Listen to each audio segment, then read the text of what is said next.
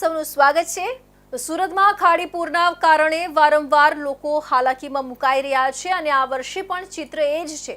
ખાડીપુરના કારણે 5 દિવસથી અનેક વિસ્તારોમાં પાણી ભરાવાની સ્થિતિ યથાવત હતી। આ દરમિયાન પાલિકા અને તંત્રની નિષ્ક્રિયતા સામે લોકોમાં ભારે રોષ ફેલાયો છે। મદદ કરવાની જગ્યાએ રાજકારણીઓ જાહેરમાં મતલબી દાવપેચ રમતા હોય તેવા દ્રશ્યો સર્જાયા છે, જેના કારણે લોકોએ તિરસ્કાર વ્યક્ત કરતા પર્વત ગામની એક સોસાયટીમાં તો ખુલ્લેઆમ બોર્ડ લગાવી દીધા છે કે ખાડીપુરના નિરાકરણ વિના કોઈ પણ રાજકીય પક્ષ અહીં વોટ માંગવા ન આવે।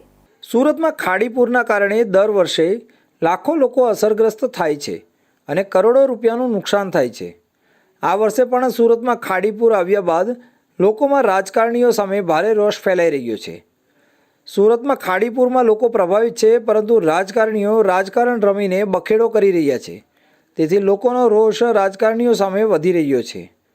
અસરગ્રસ્ત લોકોમાં રોષ એટલી હદે વધી ગયો હતો કે ખાડીપુરની સમસ્યા દૂર ન થાય ત્યાં સુધી પ્રવેશ કરવો નહીં।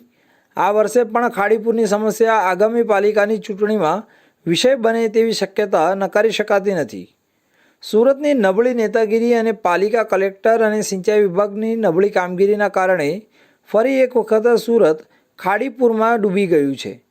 સુરતમાં ખાડીપુરને 5મો દિવસ છે, તેમ છતાં પણ કેટલાક વિસ્તારમાં પાણીનો ભરાવો થયો છે।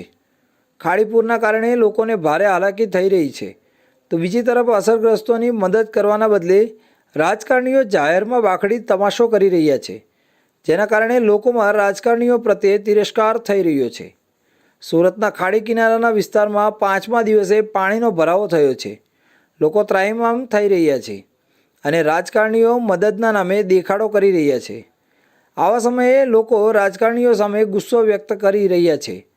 પર્વત ગામની એક સોસાયટીમાં બોર્ડ લાગી ગયા છે, જેમાં જણાવવામાં આવ્યું હતું કે જ્યાં સુધી ખાડીપુરનો નિકાલ ન આવે ત્યાં સુધી કોઈ પણ પક્ષવાળાઓએ આ લાઇનમાં વોટ માંગવા આવવું નહીં। જોકે આ તો હજી એક સોસાયટીમાં બોર્ડ લાગ્યા છે, પરંતુ જે રીતે લોકો વરસાદી પાણીના નિકાલ સાથે ખાડીના પૂરના પાણી ભરાયા છે, તે જોતાં આગામી દિવસોમાં અનેક સોસાયટીમાં પણ આવા બોર્ડ લાગી શકે છે। આ ઉપરાંત આગામી પાલિકાની ચૂંટણીમાં પણ ખાડીપુરનો મુદ્દો રાજકીય પક્ષો માટે જોખમી બની રહ્યો છે। બેનર મારવાનું કારણ એક જ છે કે તંત્ર સૂતેલું છે અને લોકોની બદહાલી। આજે માધવબાગ એક જ આ ખાડી ઉપર સોસાયટી છે એવું છે નહીં। સણિયા ગામથી લઈ અને છેક આપણે મીઠી ખાડી મિલેનિયમ 4 સુધીની આખી તંત્ર એની ઉપર જે કાર્ય કરી રહ્યું છે, લોકોને ખોટા ઠાલા આશ્વાસનો આપે છે કે પાણી નહીં આવે। રાજકારણીઓ જે કોઈ મત માંગવા આવે છે તેઓને રજૂઆત કરીએ છીએ તો એ લોકો સામેથી એમ જ કહે છે કે પાણી તો આવશે જ। હું 15 વર્ષથી આ સોસાયટીમાં રહું છું। અમે જ્યારે પણ કંઈક હોય ને એટલે અમે કહીએ છીએ ભાઈ ખાડી પાણીનો નિકાલ કરો, તો નથી કરતા। અમારા ઘરમાં દર સાલ પાણી આવે છે અને કોઈ વખત ઘૂંટણ સરખું આવે છે, કોઈ વખત કમર સરખું આવે છે, પણ કોઈ ઈલાજ આવતો નથી। એટલે હવે અમારે આ બેનર ના છૂટકે મારવું પડ્યું છે, માટે અમારી લાઈનમાં વોટ માંગવા મહેરબાની કરી અને આવતા નહીં। સુરતમાં ખાડીપુર હવે માત્ર કુદરતી વિપત્તિ નહીં, પરંતુ શાસન તંત્રની નિષ્ફળતાનો જીવંત દાખલો બની ગયું છે। લોકોમાં રાજકારણીઓ અને તંત્ર સામે એટલો રોષ છે કે હવે ખુલ્લેઆમ વોટ ન માંગવા સોસાયટીમાં બોર્ડ લગાવાઈ રહ્યા છે। આ સ્થિતિ જો સમયસર ન સુધરાય તો આગામી પાલિકા ચૂંટણીમાં ખાડીપુરનો મુદ્દો તીવ્ર રાજકીય આંધી સર્જી શકે છે।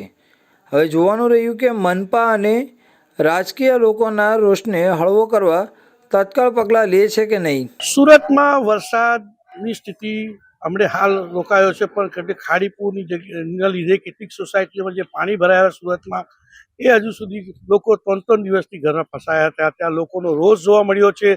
લોકોએ બેનર લગાવી દીધા છે જે શાસક પક્ષ છે તેના વિરુદ્ધમાં કે જ્યાં સુધી સોસાયટીનું કામ નહીં થાય અને પાણીપુરની સમસ્યા જ્યાં સુધી પૂરી કરવામાં નહીં આવે ત્યાં સુધી એ લોકોએ વોટ માંગવા કે પ્રચાર કરવા સોસાયટીમાં આવું એવા બોર્ડ લાગ્યા છે।